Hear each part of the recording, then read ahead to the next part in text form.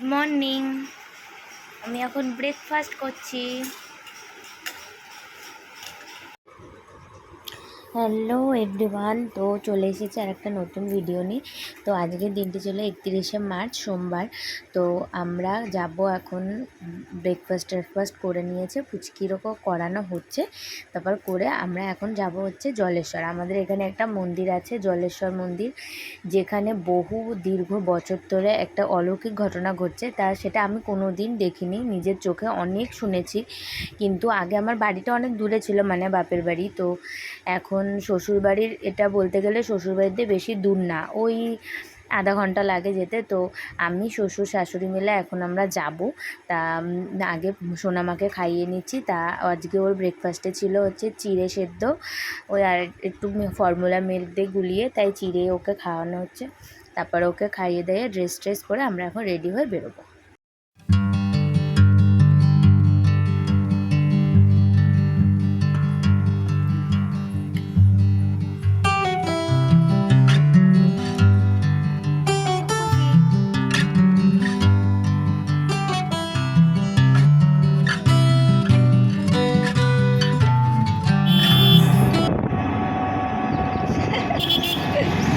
তো এই দেখো আমরা বেরিয়ে পড়েছি। সোনামাকে কেমন লাগছে?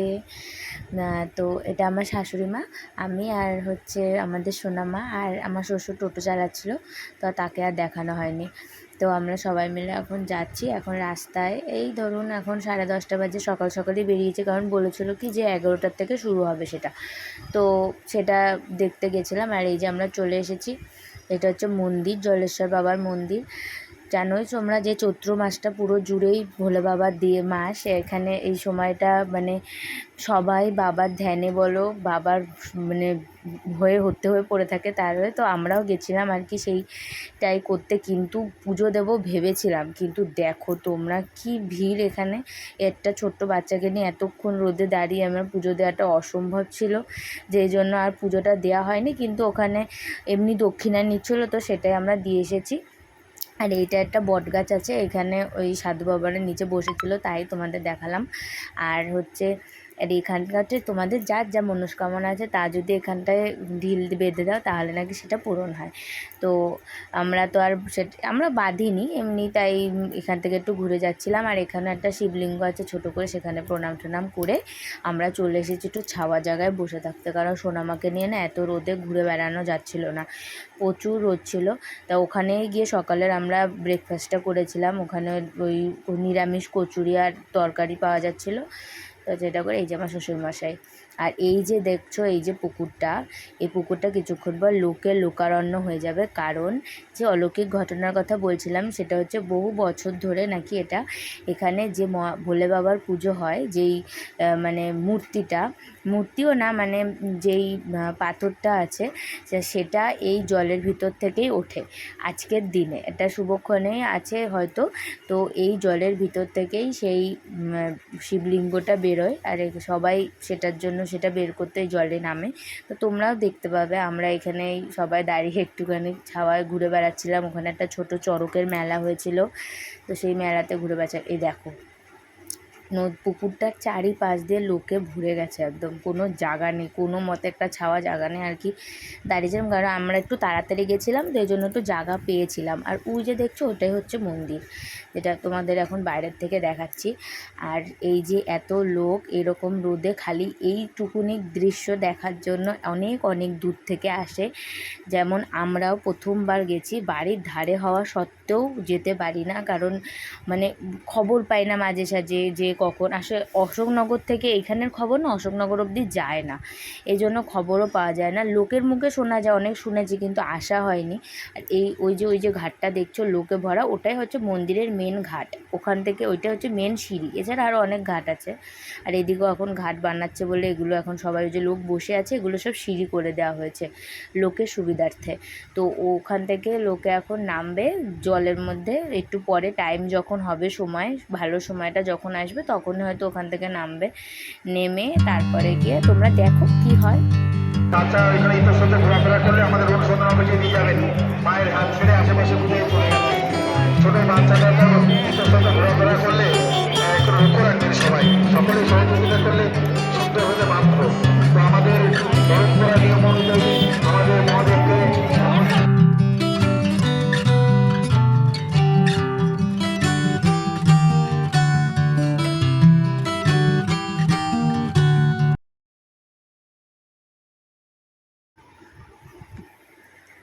এই দেখো এই যে সবাই নেমে গেছে, এই যে এত লোক, এই যে সবাই এবার এরা খুঁজবে এখন যে মূর্তিটা কোথায় আছে, শিবলিঙ্গটা কোথায় আছে, এরা এখন এগুলো খুঁজবে। এরা সবাই নাকি পুরো মাস জুড়ে এরা মানে উপোস করে থাকে, মানে কি বলে ওটাকে, মানে সংযম করে আর কি, মানে ফলমূল ছাড়া এরা কিছুই হয়তো খায় না।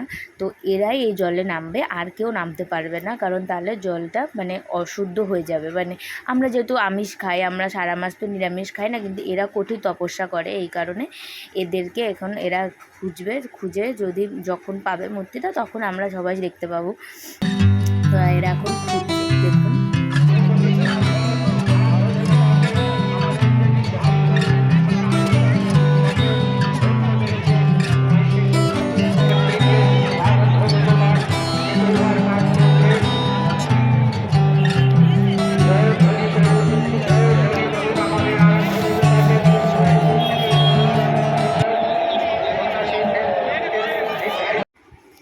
দেখুন অনেকটা টাইম হয়ে গেছিলো, প্রায় 1.5-2 ঘন্টা, প্রায় 1.5 ঘন্টা হয়ে গেছিলো। ততক্ষণও ওরা খুঁজে যাচ্ছিলো, খুঁজে পাচ্ছিলো না আর কি কোথায় ছিল। তারপরে একটা জায়গায় পেয়েছে, আর দেখো কত লোক, মানে তা গোনার বাহুল্য। এবার এই হয়তো ওখানে পেয়েছে, এবার তাই যে বাকি যারা আরও যারা ছিল আর কি, যারা খুঁজছিল এদিক ওদিকে, সবাই এখন ওই জায়গাটায় যাবে। এখন গিয়ে আমরাও তাহলে ওই মূর্তিটাকে দেখতে পারবো যখন ও কী করবে, দেখি।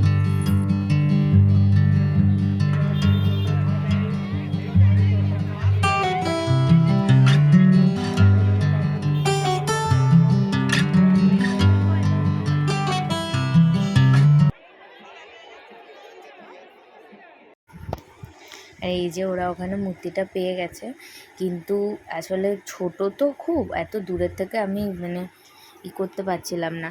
তো আর ওই জন্য দেখাইনি, তোমাদের পরে একটা ফটো দিয়ে দিচ্ছি, সেটাতে তোমরা দেখে নিও। তারপরে ওখান থেকে আমরা মানে ওখানে গেছিলাম হয়তো 11টায়, ওখান থেকে বেরিয়েছি 3টে, বাড়ি এসে রান্নাবান্নাও হয়নি। এবার কী খাবো, বাড়ি এসে রান্না করে তারপর খেতে হবে।